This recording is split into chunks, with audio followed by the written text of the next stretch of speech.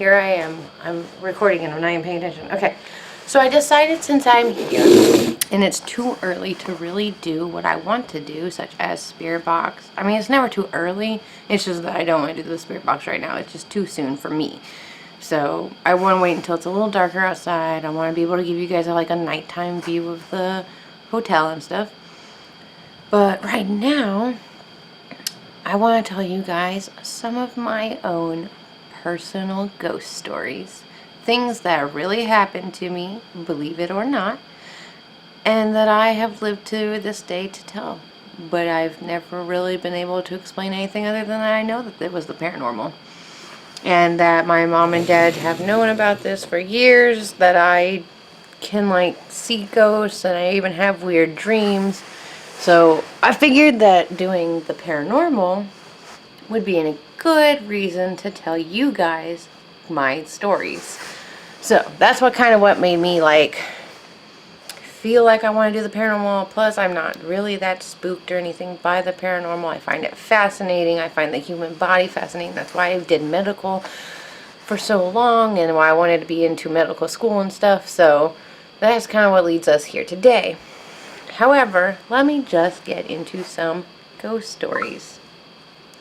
So I'm going to start with the most famous one that I know, which isn't like famous as far as history goes, but it's famous in my mind because I will never forget it. Never. It was the first time I ever experienced a ghost paranormal activity, and it was the first time that I ever saw a ghost.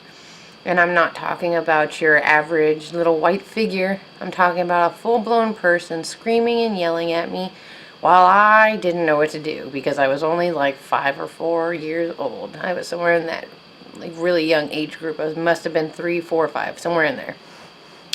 So where do we begin? So back in Arizona, back when I lived there as a child because I was born there. Okay, so I turned my phone on silent. Okay, so the story I will never forget. I lived in Miami, well, we didn't live there. I shouldn't say lived.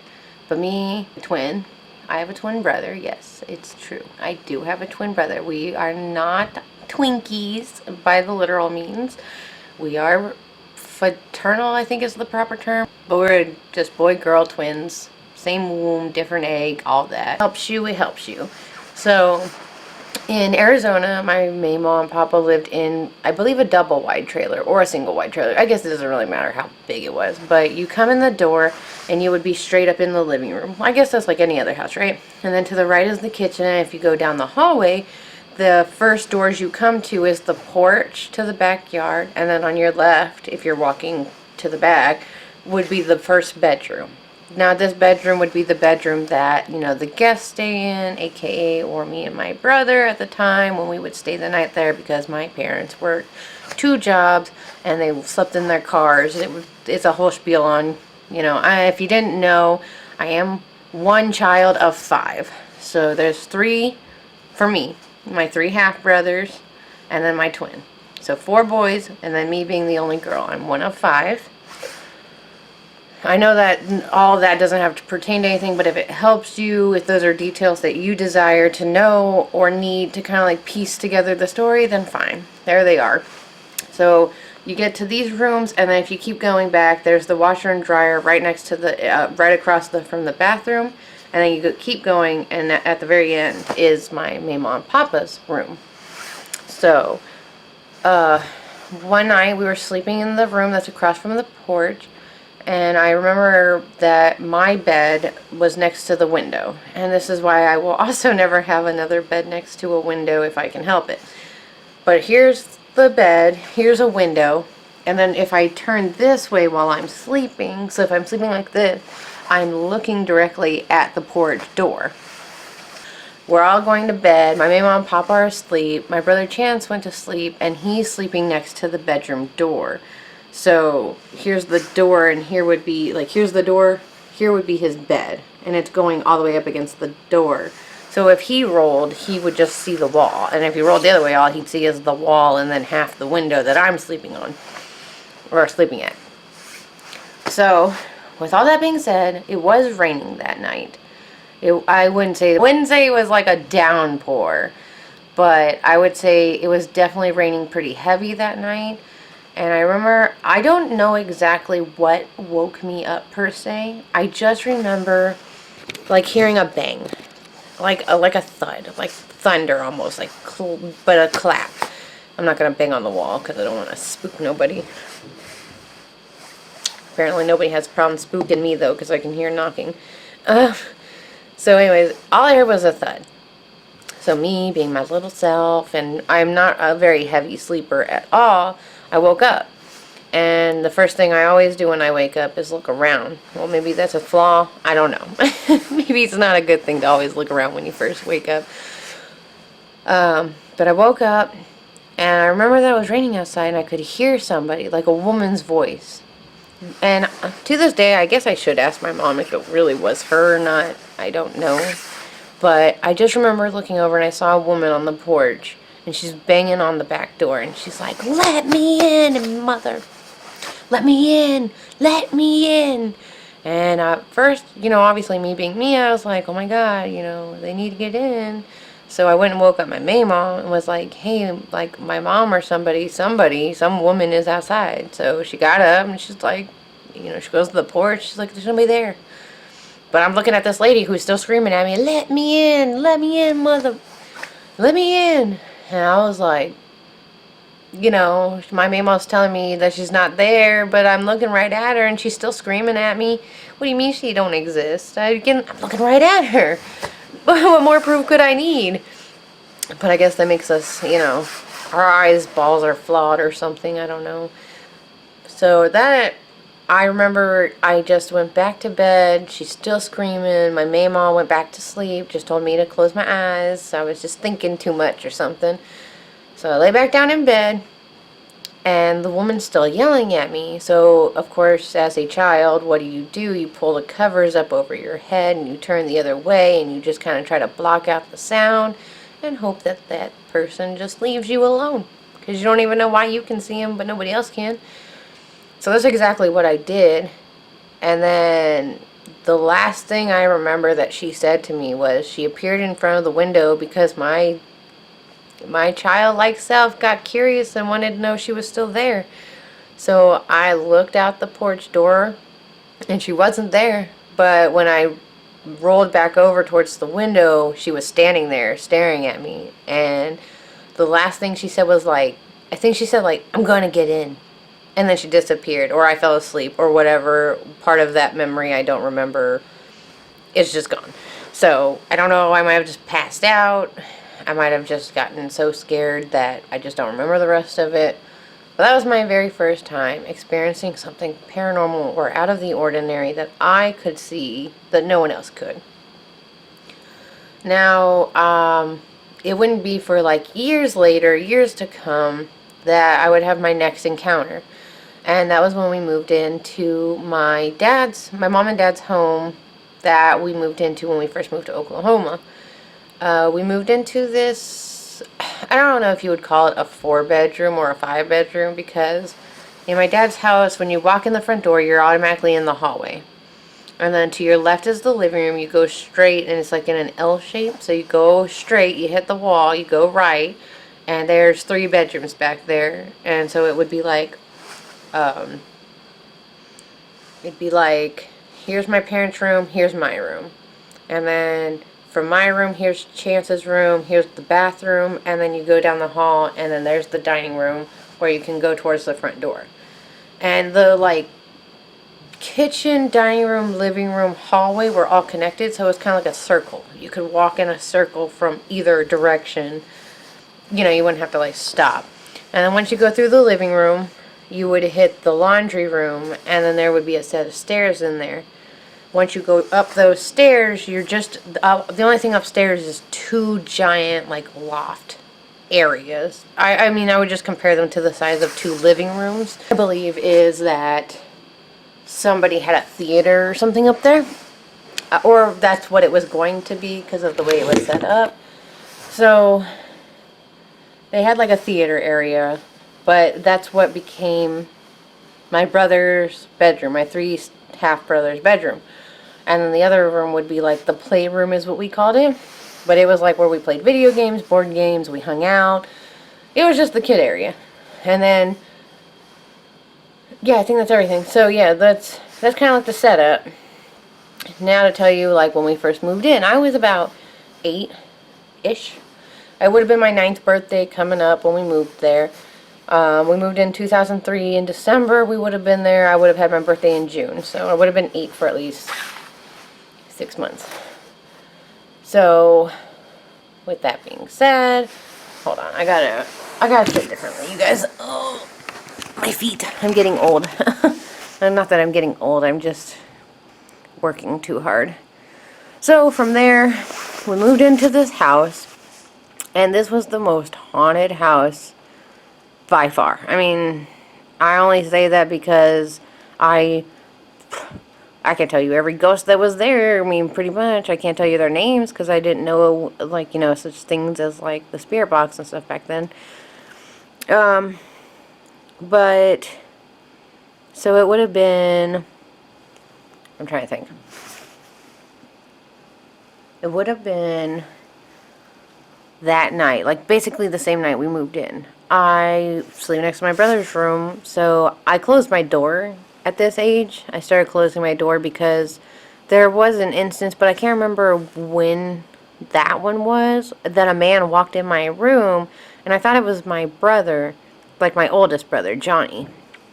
And so, like, but the man walked in and he just started doing something on my dresser, like he was looking for something. Like, that's what it looked like. Mind you, the room's pitch black, it's bedtime, night time, your girl's supposed to be asleep, but she's not, because I'm not like most people. I can't just close my eyes and be like, no, it takes me like an hour and a half to fall asleep.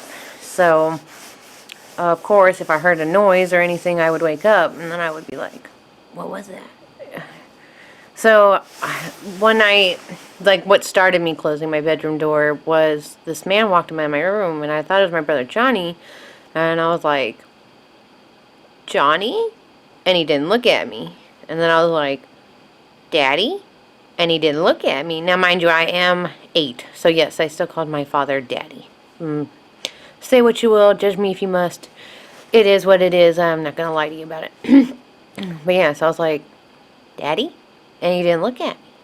And then I was like, naming off all my brothers, like, who's next? Who's the oldest? Who could be that tall? I was like, Aaron? Nope. Nathan? Nope. He still ain't looking at me. At this point, I was like, I need to shut the fuck up. If he ain't replying to me or responding to the names I am calling him, he's a stranger and he probably thought I was asleep. So, I just remember that he looked at me, and then I was like, and then he would kind of just turn back around, went back to fumbling with stuff on my dresser. And the minute he turned around, I ran in my parents' room. And I was like, there's a weird man in my room. And of course, you know, my parents aren't just going to disregard it. They're going to go look. And then they realize there's no man in my room. And then they're like, go back to sleep. And I'm like, no, I'm scared. I'm frightened. I'm terrified. Like, who is that man? He could be somewhere hiding. So from that day on, I would, like, close my door. So that way, you know, at least I had a forewarning that somebody was coming in my room instead of no warning at all. And he could just walk right in and walk right out before I even see him leave. So, when we moved into the house in Oklahoma, I was going to bed that night. I laid down in my bed and I was getting all ready and my door opened. And now, mind you, again, it's still pitch black. Every scenario is pitch black. I didn't sleep with a nightlight or anything. So, when the door opened, I was like, hello, who is it? And it was a little boy, or at least what I could see of his silhouette was a little boy. And he kind of just did this in the doorway without saying anything. And I was like, Chance? And he laughed, and then he was like, come on. And then he left. But it didn't sound like my brother at all. So as soon as he walked out, I went out in the hallway after him, and I looked down the hallway, and I could see him standing at the end of the hall, like as if he was going to like either walk towards the front door or wherever else. I looked at him. He laughed. He ran towards the front door. I ran into my parents' room and was like, my brother's running out the door. Now, I know I know, tattletale, you little sneaker. I know. But me and my brothers were just like that. We would tell on each other in a heartbeat, but at the same time, there's things we will take through our graves and not tell anybody about that part about them, unless they want the world to know that about them. So that was my first experience in that home. Another experience I had was me and my brother Nathan like to stay awake at late at night and stuff like that, and just, just have your shenanigans as siblings. You listen to music, dance, have dance parties, sleepovers, because, you obviously don't sleep in the same room, or at least we didn't. So we had, like, sleepovers, and we would, like, wash each other's feet, things like, just weird, stupid stuff like that, have spa days. So we would stay up late at night sometimes. Well, one night, me and my brother Nathan decided to stay awake really late. We decided to stay awake really late. And then, what was it? I'm trying to remember exactly what it was, but there was, I was going to go downstairs. Now, mind you, my brother Johnny was downstairs because he was, like, locking up the house. Because as the oldest, that was his job, was to make sure all the doors were locked, the windows were shut, the curtains were pulled shut, everything, that kind of sort of thing if you're the oldest. Maybe you know. So that was my brother's job. So he was downstairs respectively doing his job while I was respectively doing my job, getting everyone drinks. So I go downstairs, but I got scared because there's this dude, and he's really freaking tall, at least 6 feet tall. And he's standing at the bottom of the stairs. Now, mind you, the lights downstairs were turned off, but the lights upstairs were not. So all I saw was a black silhouetted man standing there staring up the stairs. Not moving, just staring up the stairs like he was going to do something. And then I started running downstairs because in my mind, I'm going to punch this motherfucker.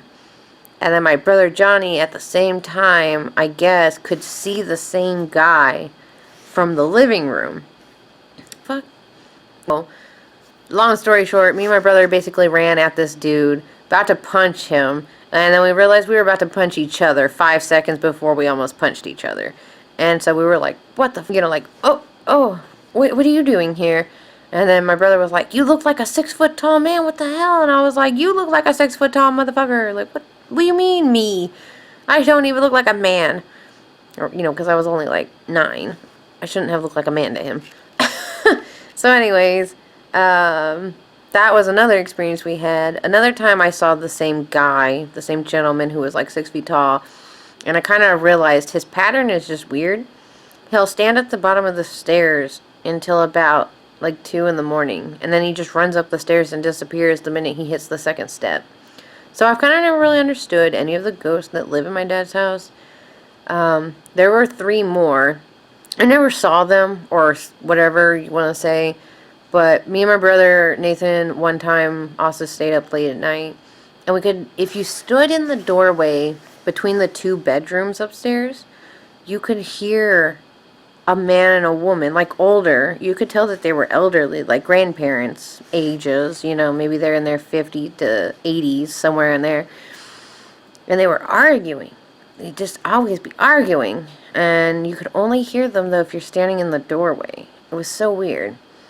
And then if you listen to, like, the wall next to the stairs, I don't know what it was, but me and my brother Nathan laid our heads down. And we were like, because we just would listen to music, whatever. By the end of the night, if we passed out in each other's bed, then, if you have a sibling that you care about enough that you felt like you were just BFFs with and you, like, slept over and had little fake sleepovers, let me know.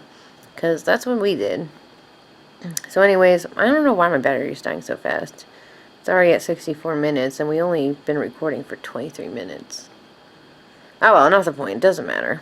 I'm about to do a spirit box session anyways, because it's about that time. Well, I mean, it's not late at night, but we're going to do 3 tonight, so but yeah, those are the ghost stories of my dad's house and the ghost experiences I've had. I did have another experience, but I don't really want to say that it's a ghost experience, just for the fact that I don't know how to explain, nor do I like fully recollectively remember how it happened. I don't remember if I was dreaming or if I was actually awake. But I remember, like, in a dreamlike state kind of manner, whether I was awake or not, I worked at a job, and outside that job, there wasn't actually a bench. But in my, like, dreamlike state, there was a bench. And when I sat down and I started talking to this lady that had ushered me over and started talking to me, she was just telling me, like, encouraging things, like, keep going, you're made for great things, you know, you'll get there, you know, you can see what other people can't. Just stuff like a family member would tell you, you know. Well, I described the woman to my mother, and I asked her if she knew anybody who looked like that, you know. And the weird thing is she told me that my father's grandmother was who I described. And I had never met her, but she was also Wiccan. And she had, like, visions and stuff like that. And I don't really know if she would have been a clairvoyant or a medium or such, but my dad did tell me that she's kind of like the wise word woman of words. Maybe that's not specifically like how he put it, but like that's how I would put it. Because the things he's told me about her, and that's just my story time for ghosts. I'm going to go ahead and let this go. We're going to go back to the haunted hotel stuff. This video alone about me telling you my haunted stuff, it's going to have to be a separate video. And I don't want to be that person or do that to you guys. It's just a matter of fact that it already took me 26 minutes to tell you all of my ghost experiences. And the other ghost experience, the last ghost experience I ever had was, well, we're still technically friends. I wouldn't say we're not friends. But me and my boyfriend, who I've been with for 11 years, his name is Riley. And we're still together. He's the man I've had 2 kids with and all that good stuff. But we are friends with a man named Steven. I won't say any last names here, so sorry if you're wanting last names. You're not getting any. We knew a gentleman named Steven. We would go over there all the time. And for those of you who partake in the 420 Blaze It community, hello, hey, here's your girl, I see you. And it's not to be a hypocrite, it's just I don't want people following down the same rabbit hole that I jumped down. Don't do it, it's not worth it. But the final story is we were over at Steven's house, 420 Blaze It. That's what we were doing. Yes, I'll admit it. And he was telling us about how the attic or the garage in his house was haunted. We got all excited, and so we were kind of like curious, but at the same time we were looking for a smoking utensil. But we wanted a very specific smoking utensil. We had 17, but we specifically wanted one. So, of course, what do? You go on the hunt for what you want to be smoking out of. Yeah. So, we go in the garage, and he was telling us how the garage was haunted. Of course, we're just like, okay, yeah, whatever. Come on, man. We're just trying to, light it up. Let's go.